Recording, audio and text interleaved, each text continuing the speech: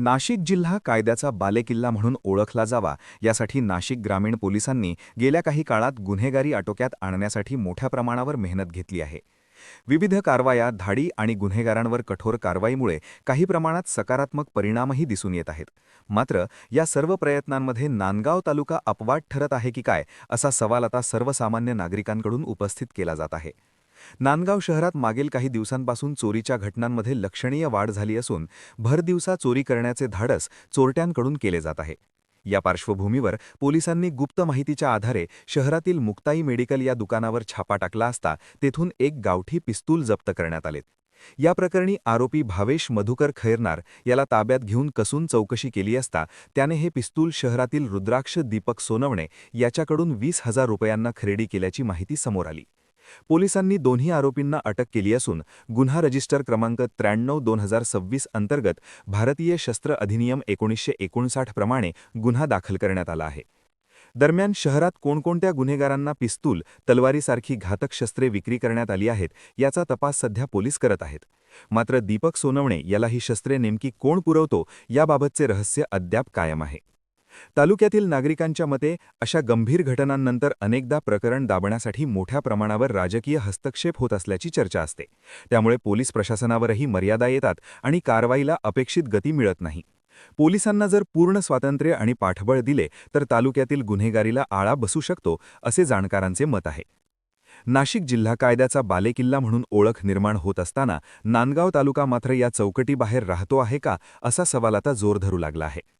त्यामुळे नाशिक ग्रामीण पोलीस अधीक्षकांनी नांदगाव तालुक्यातील वाढत्या गुन्हेगारीकडे विशेष लक्ष देण्याची मागणी तालुक्यातील नागरिकांकडून जोर धरू लागली आहे। विनोद गायकवाड, ब्युरो रिपोर्ट, निफाड। ज्या चोऱ्यांची घटना घडल्या होत्या त्या पार्श्वभूमीवर आमचं सर्च ऑपरेशन सुरू होतं। काही गुप्त बातमीदारांची तपासणी आमची सुरू होती, त्यांच्याकडून माहिती मिळवण्याचा आम्ही प्रयत्न करत होतो।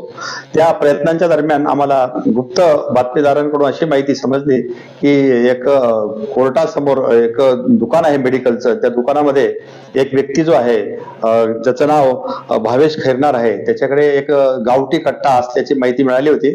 ती माहिती मिळाल्यानंतर आमचे पोलीस पथक जे आहे, पथकातील दत्ता सोनवणे, मुदत्सर शेख आणि दिलीप निकम यांना पंचांसह सदर ठिकाणी झडती घेण्यासाठी पाठवलं। तर तिथे आम्हाला एक गावठी कट्टा बनावटीचा मिळून आलेला आहे, तो ताब्यात घेतला। त्याला सखोल विचारपूस केल्यानंतर त्याने सांगितलं की सदरचा कट्टा मी हा विकत घेतलाय आणि विकत देणारा व्यक्ती आहे तो ढेब्या उर्फ रुद्राक्ष दीपक सोनवणे, राहणार हुलारवाडा, नांदगाव, याने मला तो विकत दिलेला आहे, असं आम्हाला त्या भावेश खैरनार, त्याचं वय 25 वर्ष आहे, त्याचं मेडिकल दुकान आहे, हा खैरनार वाड्यावर राहतो नांदगाव शहरातच, या दोघांना आम्ही सदर गुन्ह्यात अटक केलेली आहे।